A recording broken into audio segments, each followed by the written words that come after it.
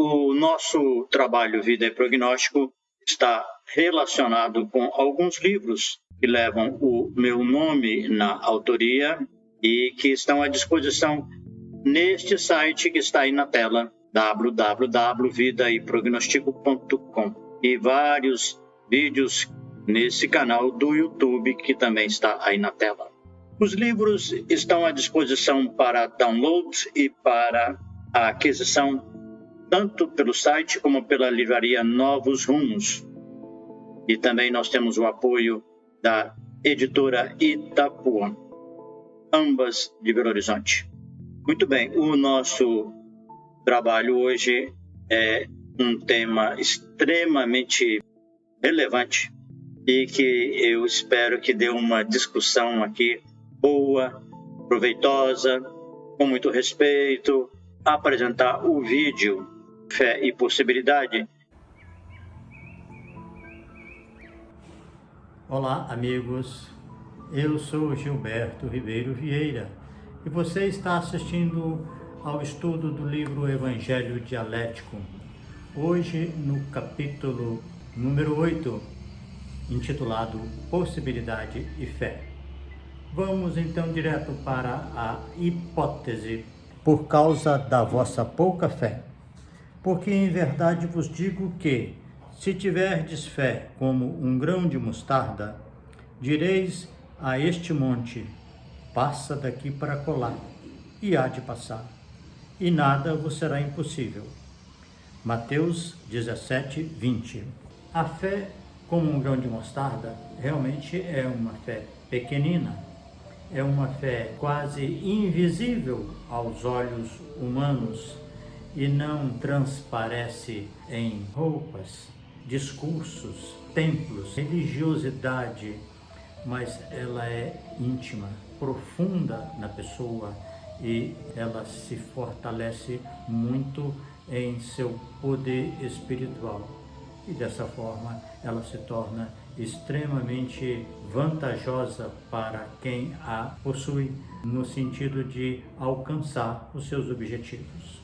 Vejamos a antítese. Para os homens é impossível, mas não para Deus, porque para Deus todas as coisas são possíveis. Marcos 10, 27. Agora nós temos o contraponto, que para os homens é impossível. Com muita frequência as pessoas transferem para Deus e fazem pedidos estranhos. Se para o homem é impossível, então ele recorre a Deus. Acontece que essa frase, dizendo que para Deus todas as coisas são possíveis, não quer dizer que elas sejam lícitas. Ou seja, Deus tudo pode. Nós entendemos que sim, que Ele é o Todo-Poderoso. Entretanto, Deus não infringe a sua própria lei. Ele nos dá exemplo de obediência aos mandamentos, porque se Ele fizesse exceção, se Ele abrisse precedente por qualquer que fosse o motivo, geraria um caos. Isso levaria a uma desordem coletiva e arruinaria todo o sistema. Existe uma frase de Jesus muito interessante a respeito disso, quando ele afirma o seguinte: é mais fácil passar o céu e a terra do que cair um tio da lei. Lucas 16, 17. É possível muita flexibilidade, é possível recorrer aos atenuantes e agravantes, mas não é possível alterar a lei. Então, como resolver isso, se parece que aos homens tudo é possível e depois aos homens não é possível? Vamos chamar a síntese? Homem de pouca fé, por que duvidaste? Mateus 14, 31. Pedro estava tentando caminhar sobre as águas, indo em direção a Jesus, começa a se afundar, ele tem medo, diz para Jesus: salva-me. Aparentemente, muitas pessoas ainda não perceberam que a fé é um instrumento de natureza espiritual. e deve ser aplicado especialmente para a solução de conflitos internos. Por exemplo, o medo, mas também a qualquer outra sensação que está nos bloqueando internamente, como tristeza, melancolia, insatisfação, remorso, culpa, impulsividade e tantas outras. A tendência em utilizar a fé para ter sucesso naquele ponto que nós almejamos, muitas vezes é um grande equívoco, porque aquele problema, aquele transtorno, aquele impedimento, aquela doença, aquele fracasso, aquele insucesso, eles acontecem em função de uma trajetória que nós fizemos e que leva àquele resultado. Deus pode nos assistir e nos amparar, mas Ele não pode evitar que nós colhamos o resultado daquilo que nós procuramos com as próprias mãos, porque seria uma injustiça caso Ele passasse a mão na nossa cabeça e aliviasse da responsabilidade dos nossos próprios atos. Não seria nada educativo. Nós podemos e devemos buscar as mãos de Deus para termos segurança, paz, estarmos com bom ânimo, disposição e alegria nos bons resultados e resignação quando temos que acolher algum insucesso. Um abraço, muito obrigado, até a próxima.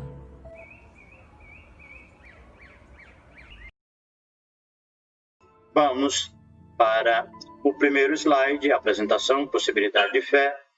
Hipótese: por causa da vossa pouca fé.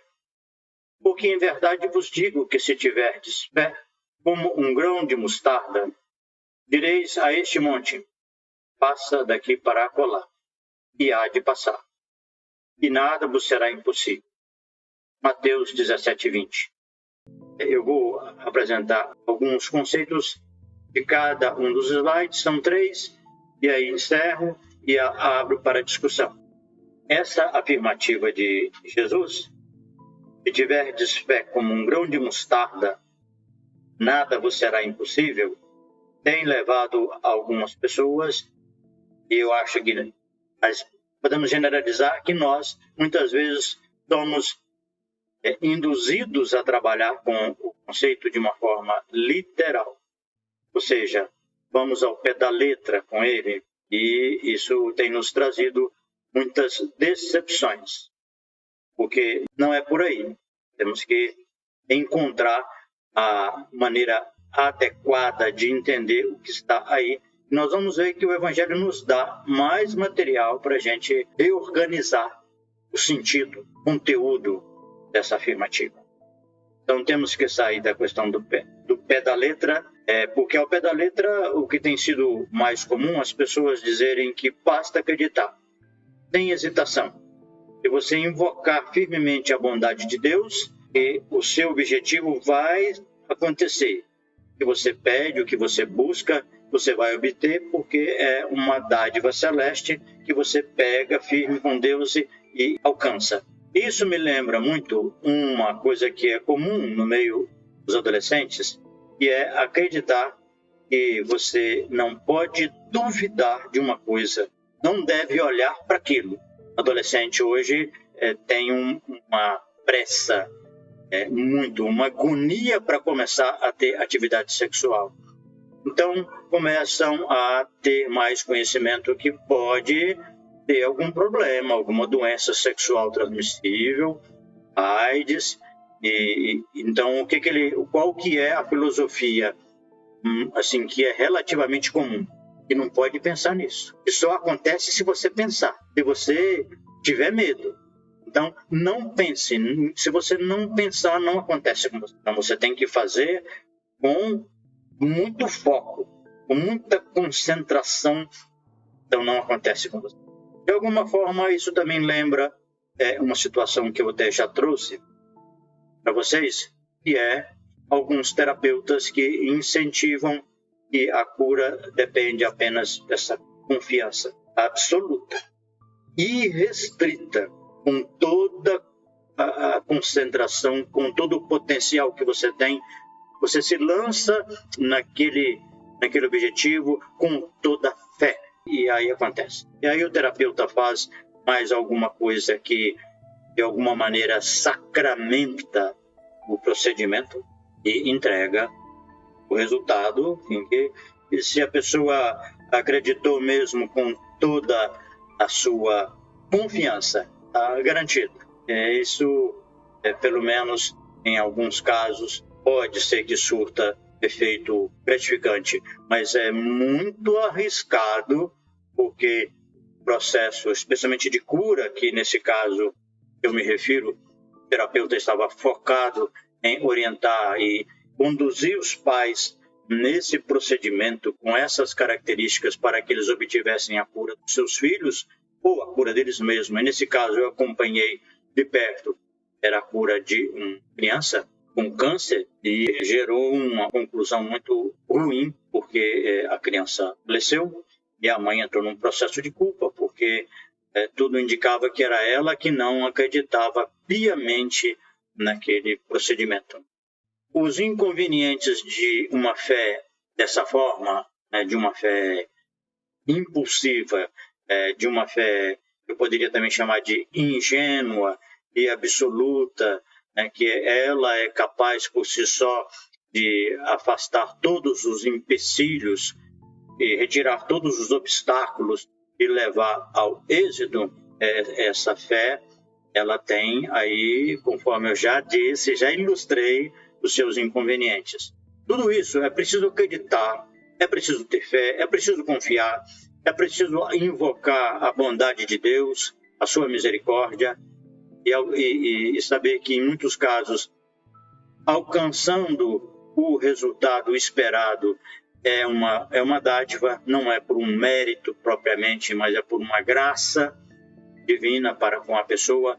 Entretanto, é preciso ter cuidado, porque aparentemente não é só isso que deve ser levado em conta nesse processo. E no meio cristão, eu acho que podemos dizer de uma forma bem geral, há muitas pessoas que estão nesse posicionamento, nessa caminhada, e levando esses recursos, assim, de uma maneira ferrenha, para alcançar a resposta, para atingir a meta ansiosamente desejada. Nós vamos para a antítese. Para os homens é impossível, mas não para Deus. Porque para Deus todas as coisas são possíveis. Marcos 10, 17 a 27. Por que você coloca como Deus? Agora Evangelho de novo. Quão difícil é para os que confiam nas riquezas entrar no reino de Deus. Mateus 10, 24. A discussão vai passar um pouco pela riqueza. A riqueza é ruim ou é o excesso de confiança nela que traz limitações e impede uma vivência espiritual plena da fé, intercâmbio com Deus? Aparentemente, as pessoas usam a fé como uma couraça contra a dor. E aí vão destrambelhar na estagnação e vão perder a oportunidade de viver. Então, vamos por partes. A confiança na riqueza, acima de qualquer outro fator, acima da justiça divina, acima da bondade de Deus, é que leva as pessoas a entronizar a riqueza, o dinheiro, como sendo o principal fator de solução das dificuldades, inclusive das doenças. E o dinheiro tem uma função social importantíssima, é inegável. Mas quando a pessoa começa a supervalorizar o dinheiro, o seu patrimônio, a sua fortuna, ela se torna refém dessas questões, desses valores. E com isso, Deus vai ficando em segundo lugar. Porque o dinheiro resolve tantas coisas, né? E se der algum problema mais grave, o dinheiro suficiente para ir tratar no exterior, tratar em Nova York, vai tratar na Europa. Então, assim, acredita-se que isso seja a melhor solução possível. Qualquer coisa que não é regida por esse raciocínio do patrimônio, que a solução está nas coisas alcançáveis pela situação socioeconômica, fica relegada a um segundo plano. É por isso que nós podemos entender que a pessoa que confia demais na riqueza, ela não entra no reino de Deus. O que é o reino de Deus? Tem dois elementos aí que têm que se integrar para o reino de Deus, que é a consciência tranquila e a felicidade na sua própria vida. É o reino de Deus. Se você está vivendo em harmonia, com alegria, com entusiasmo a sua vida e tem a consciência tranquila por suas escolhas, por suas decisões e pela sua realização no mundo, você está no reino de Deus. Você pode ficar realmente tranquilo e continuar cultivando os seus valores e a sua confiança na presença divina. Agora, quando a pessoa não confia nisso, ela confia no seu patrimônio e na sua fortuna, ela vai ter reveses que o dinheiro não soluciona. E aí vem as dores da vida e a pessoa vai desenvolvendo uma couraça. É o que a gente chama em psicologia de resistência, o processo de resistência. A pessoa não entra em contato com a dor, ela não sofre, porque isso é coisa de gentinha, coisa de atrasado, coisa de pobre. Ele está acima disso. O que acontece então com essa pessoa é que ela entra num processo de estagnação na vida.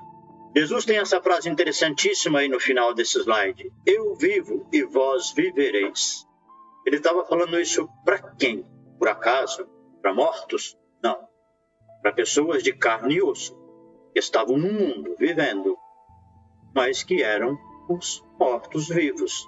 Por isso ele fala num outro momento para aquele rapaz que fala que queria segui-lo, mas primeiro tinha que enterrar um familiar, eu acho que o próprio pai dele, e Jesus fala para ele, deixa os mortos enterrar os mortos. A quantidade de mortos-vivos hoje no mundo é impressionante.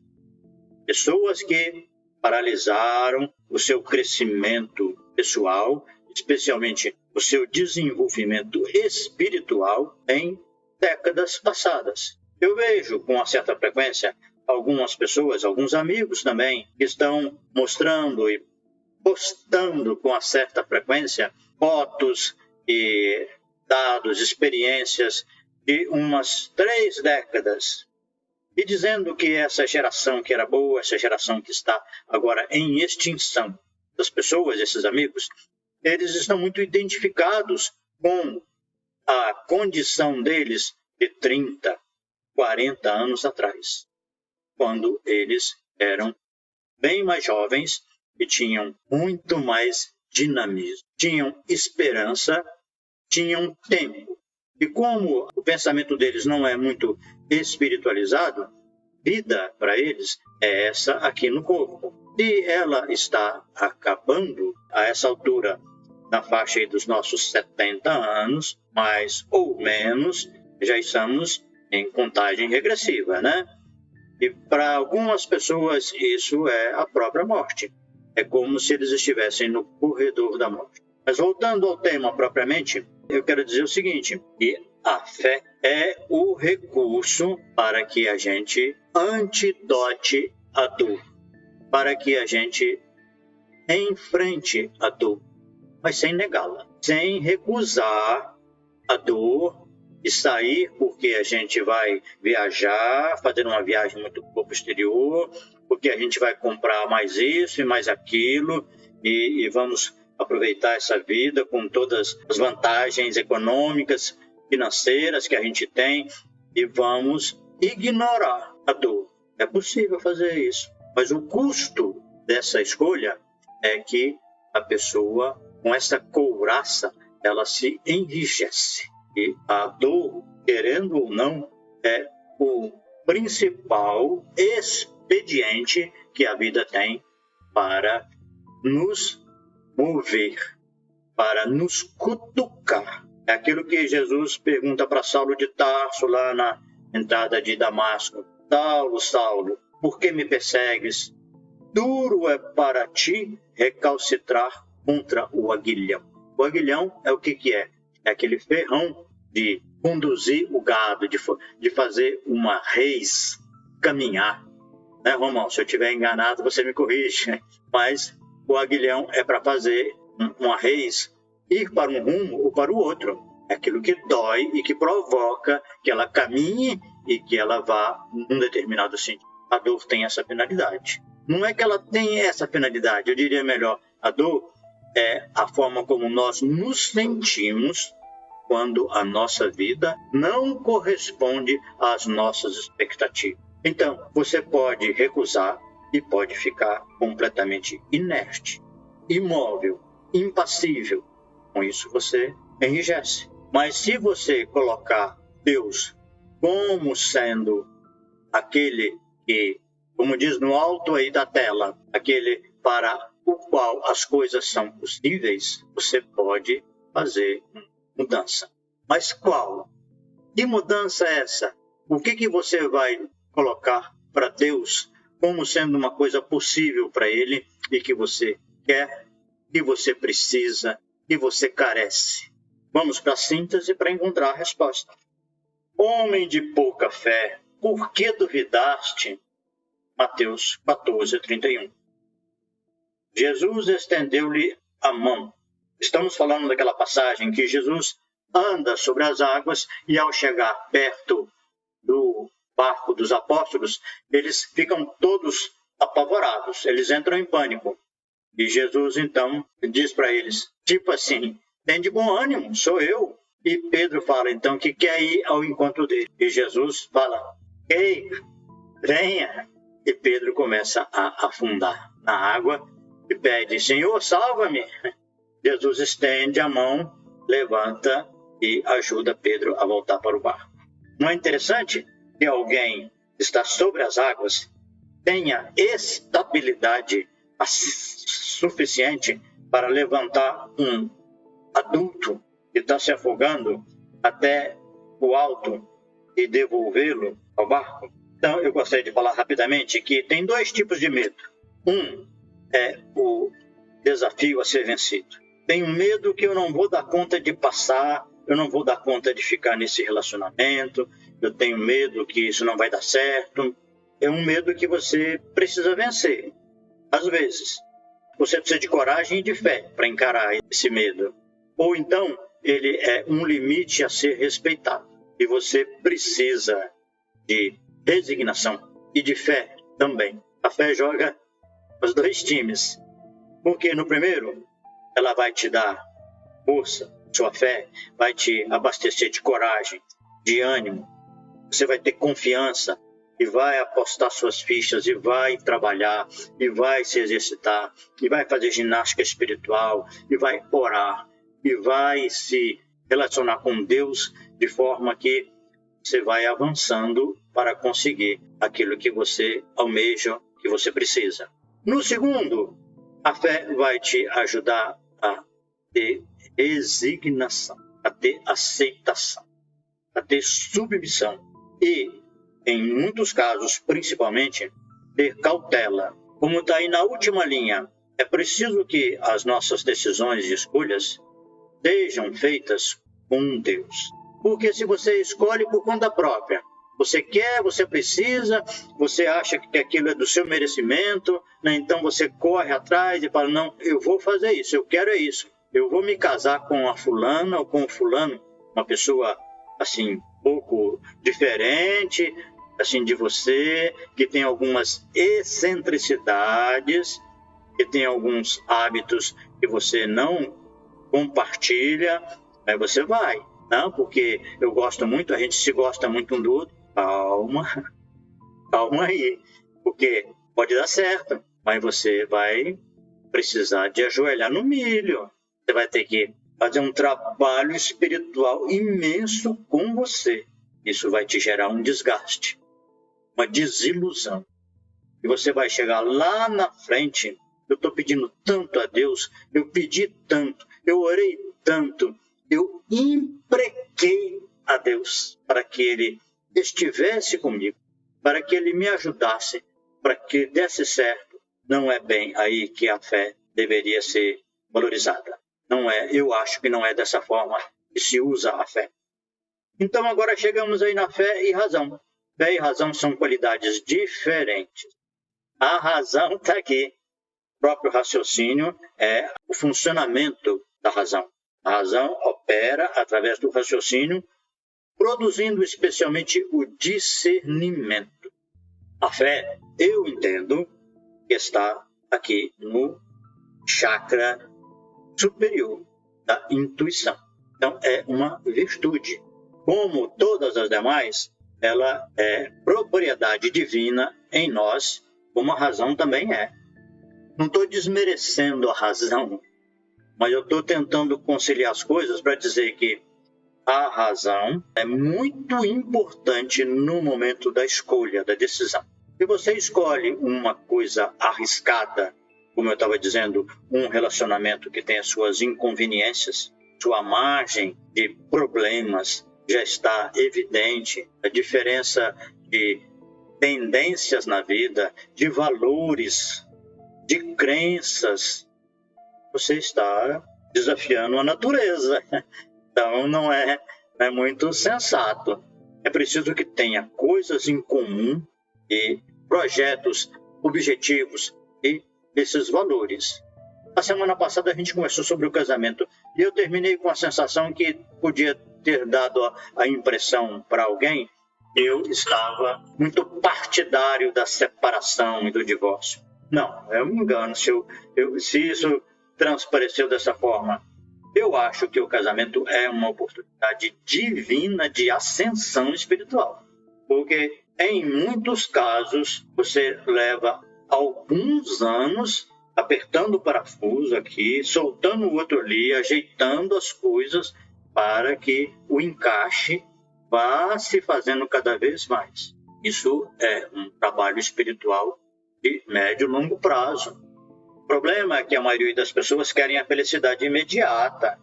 Nas primeiras dificuldades, há uma tendência para desistir.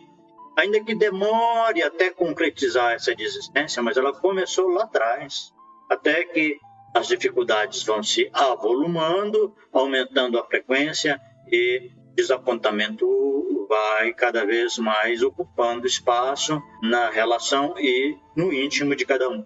Mas quem consegue usar a fé tanto para esse tipo de problema de relacionamento como para as metas individuais, trabalho a conquistar, objetivos que são difíceis, que são desafiadores, também você pode se abastecer diariamente com forças. Todo dia você se liga na fonte divina e se abastece de ânimo, de compreensão, de coragem e de perseverança para levar adiante o projeto.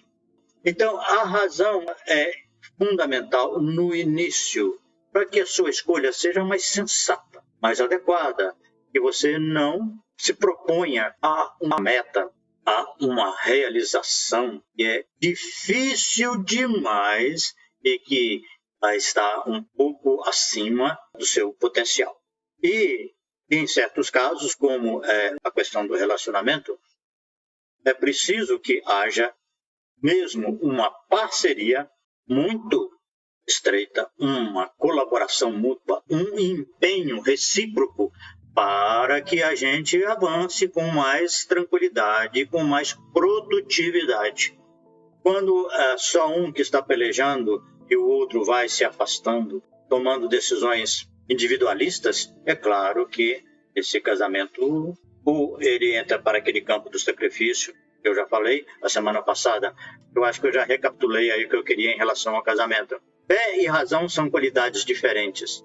Então, a fé é uma virtude que mostra o grau de confiança em Deus, mas dentro dos limites pessoais, do bom senso, da lógica.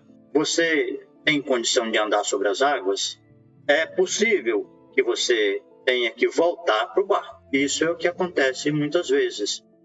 O principal uso da fé, nesse caso, é para coisas internas. Essa é a grande diferença no meu entendimento. Você tomou uma decisão ali com Deus. Você ouviu. Como é que você ouve Deus? Na maioria das vezes, eu acho que tem uma sensação íntima, profunda, mas a gente não tem um treinamento, não tem uma evolução capaz de captar com segurança. Então, é muito interessante que a gente faça, por exemplo, uma oração sincera, compenetrada, intensa. Faça uma leitura, saia dos pensamentos assim mundanos e vá criando um clima aqui e aqui, né, no cérebro e no coração. E você abra um livro de um conteúdo espiritualizante e peça uma resposta a Deus, uma inspiração para a sua decisão através desse mecanismo. Eu poderia ilustrar com algumas situações da literatura e do próprio Evangelho que eu acho que comporta, mas especialmente no livro Paulo e Estevão, esse procedimento aparece ali poucas vezes, mas aparece. Porque é uma decisão mais grave, e se ela for complexa, se ela tiver fatores assim que geram algum tipo de cautela e recomendam que você tenha prudência, é muito importante que você não se precipite na decisão. Calma, muita calma, espera amadurecer, vai olhando, observando os elementos, os fatores e feita a sua escolha pelo sim ou pelo não, você precisa de apoio divino. Se você abre mão, por exemplo, de uma escolha que seria muito querida para você, e parece assim adoçar o seu coração, e tem tudo para ser aquele sonho, aquela felicidade, e você abre mão, você precisa de Deus para que você não arranque pedaços de você mesmo, para que você não caia num estado depressivo, numa revolta. Faça isso, mas faça com Deus. Se você está abrindo mão, se você está renunciando dessa coisa tão maravilhosa, chore com Deus. Chore sozinho. Sinta o abraço dele, o amparo e como ele vai te levantando cada dia, durante um período, até que você volta para o barco. De certa forma, você afundou nas águas e agora você precisa voltar para o barco. E isso não é fácil. Se você fez a escolha de enfrentar o desafio, você precisa de Deus também. Não é porque é tão bonito, não é porque é tão querido, não é porque esse objetivo, de alguma forma, condensa os seus ideais e você não vai enfrentar problemas. Provavelmente você vai ter reformulação ao longo do tempo. Da mesma forma como um casamento passa por crises, e às vezes crises terríveis, e consegue se recompor, e como um fênix ressurge das cinzas, e pode ser muito melhor do que o anterior, também as nossas trajetórias naquilo que tem relação com o individual, que é geralmente da profissão, passa por reformulações.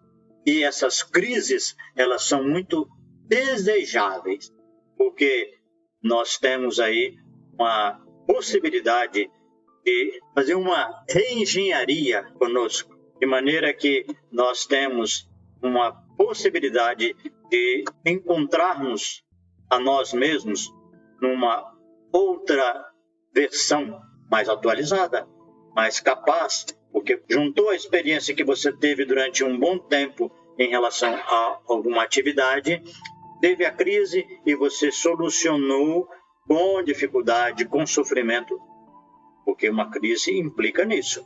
Se você não entra na crise, se você não aceita que você já está insatisfeito com aquilo e enrijece, você diminuiu um tanto da sua vitalidade. Então, a fé, eu entendo que para a gente solucionar as questões internas, eu com Deus, não é para eu solucionar o problema externo, não é que Ele vai me dar aquilo que eu estou querendo tanto, ou alguém que eu quero tanto, que eu preciso, que eu não consigo pensar na minha vida sem essa pessoa. Não é por aí. É para você continuar vivo.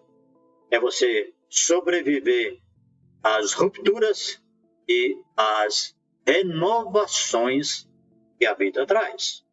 É bom olhar como é que está a nossa capacidade de absorver experiências difíceis, ruins, dolorosas e o nosso potencial para fazer uma aquisição, fazer uma mudança, alterar alguma coisa no nosso dia a dia, nos nossos conceitos, ou vamos continuar daquele mesmo jeito?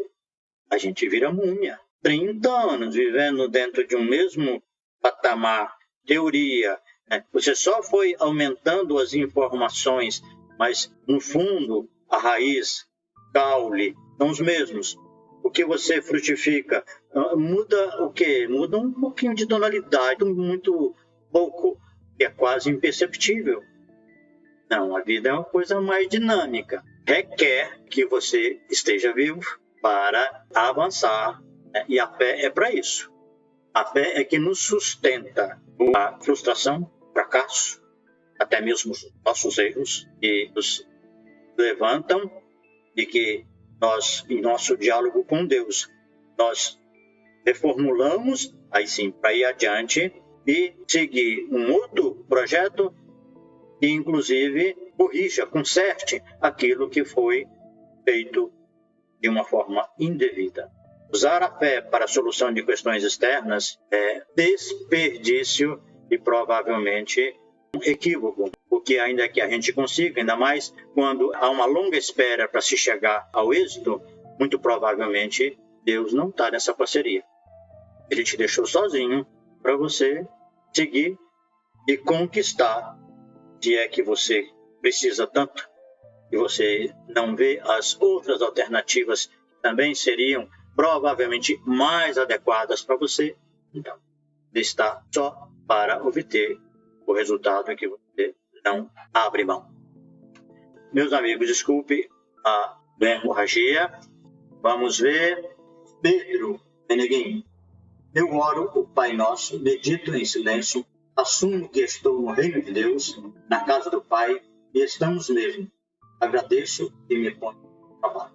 Perfeito. Eu acho, Pedro Meneguin, que a gente precisa ter um pouco mais de consciência dessa tremenda oportunidade. O Chico Xavier tem no livro Roteiro uma frase assim inesquecível. Ele diz que o planeta Terra é uma das instâncias do paraíso. É fantástico. Agora, cada um vive de acordo com a sintonia que ele tem. Quando lá na oração Jesus fala, perdoa as nossas dívidas, assim como nós perdoamos aos nossos devedores, em seguida ele fala, logo depois, um pouquinho depois, livra-nos do mal. Eu acho que nós teríamos que fazer o mesmo raciocínio. Mas livra-nos do mal como nós nos livramos do mal. É importante que a gente tenha esse raciocínio, esse discernimento. Porque a fé, deixa eu acrescentar mais um breve conceito aqui. A fé, ela caminha para uma entrega. O corolário, o ápice da fé é a entrega. Como tem um conceito popular que diz assim, fé é você levar o pé para dar o passo, confiando que Deus vai colocar o chão. Então, em situações muito complexas ou decisões assim mais graves, é muito interessante, muito recomendável que a gente, depois dessa sessão, desse período de amadurecimento, da escolha, da decisão, que a gente faça isso nos entregando para Deus, porque de qualquer forma a gente apanha. Apanha quando renuncia e abre mão, que às vezes é extremamente doloroso, e apanha porque, regra geral, aquilo não é tão maravilhoso como a gente pensou.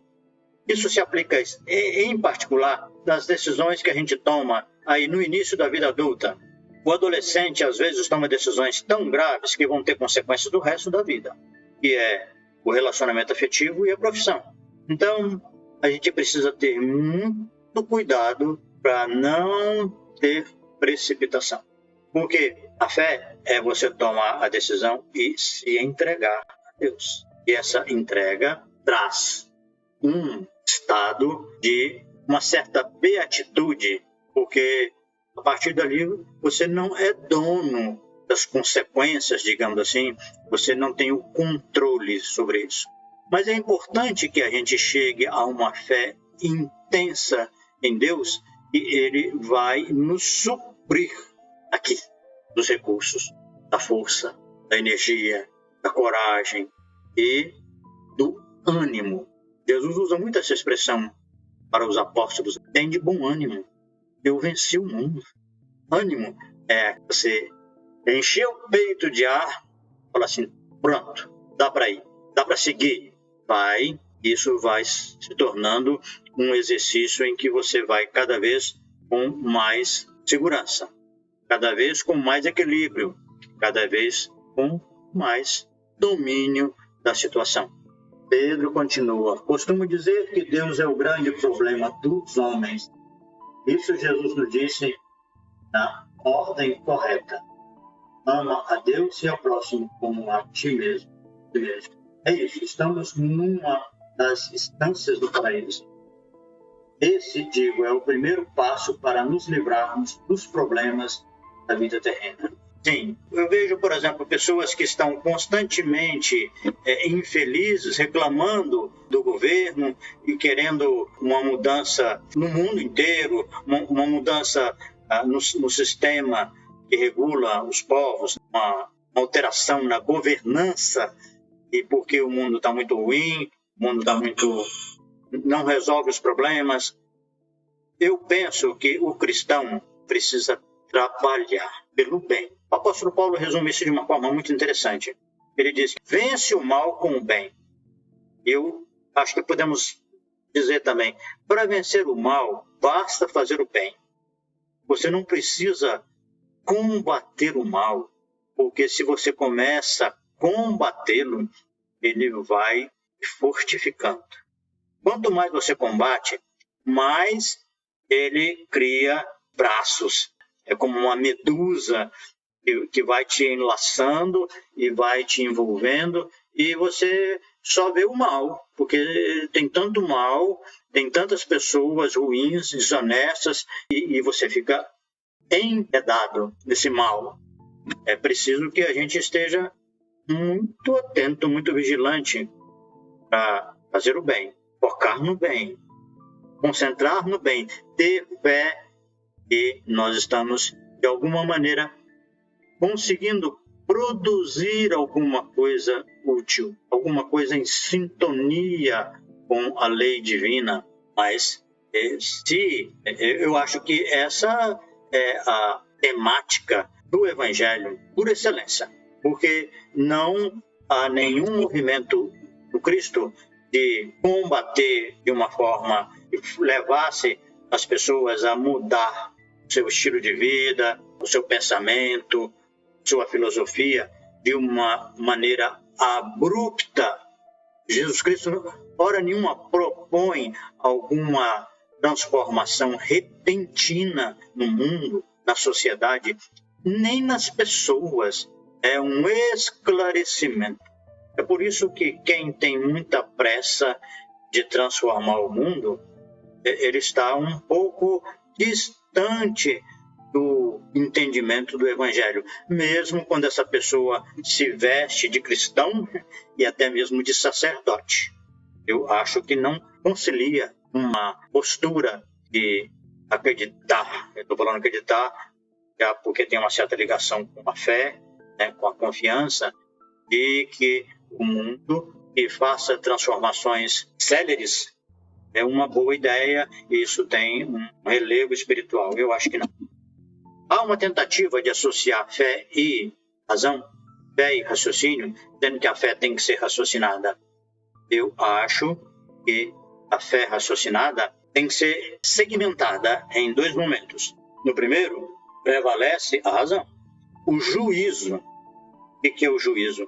É a capacidade de refletir, de pensar, de analisar, para que o discernimento prevaleça e a decisão seja sensata, coerente e lógica. A partir daí, põe fé, bota fé nos bolsos, no alforge, e vamos batalhar dia a dia, hora a hora, às vezes em situações mais adversas, períodos mais críticos. Você tem que orar e, muitas vezes, dependendo da sensibilidade da pessoa, ela tem que chorar mais vezes e começar a fazer, por exemplo, um recurso que eu aprendi no trabalho de meditação, que é fazer uma imagem que você traz para você, para o seu dia a dia.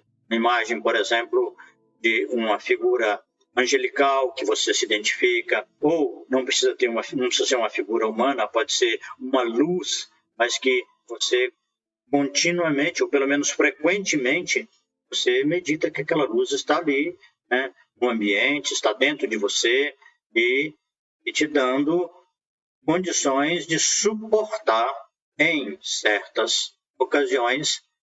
Chicote está comendo solto e a gente apanha com gosto, né, com vontade. E é preciso sobreviver assim, com a fé em Deus e nessa assistência espiritual. Porque, apesar da escolha ter sido amadurecida, as renovações podem ser extremamente sofridas. As mudanças, as transições. É importante que a gente tenha essa possibilidade de pegar nas mãos de Deus, como diz a música, e seguir. E porque a gente pode, nas nossas orações, fazer mudanças internas muito significativas. E se você não consegue mudar ali durante a oração, mas aparece alguma coisa depois, um recurso, uma imagem, uma história, relato, coisa que vai lá no seu íntimo e te ajuda a fazer a alquimia daquela dor em experiência, e você vai adiante com otimismo e com a fé renovada. Eu discordaria apenas de transformar a fé numa coisa que está sempre assim medida, sempre com restrições, sempre não. Eu acho que tem momentos que você já aplicou o raciocínio, já pesou, colocou na balança, passou na peneira, tudo isso. Agora é hora de se entregar mesmo a Deus com fé e olhando muito, porque suas orações chegam. A resposta, às vezes, leva um pouco de tempo, porque as circunstâncias podem não ser muito favoráveis. Como diz o Chico Xavier, existem pedidos cujas respostas levam séculos para descer do céu à terra. E, às vezes, envolvem espíritos em condições muito, muito difíceis, terríveis, e que para a libertação deles vai rolar muito tempo e muitas dificuldades até o benefício chegar a ponto de promover uma mudança bem significativa, bem evidente, e uma ascensão espiritual suficiente para uma nova etapa da nossa redenção. Meus amigos, estamos encerrando. Retornaremos na primeira semana de fevereiro, se Deus quiser. Quem ainda não se inscreveu, dê-nos essa alegria para receber notificações do YouTube. Façam isso também, por favor.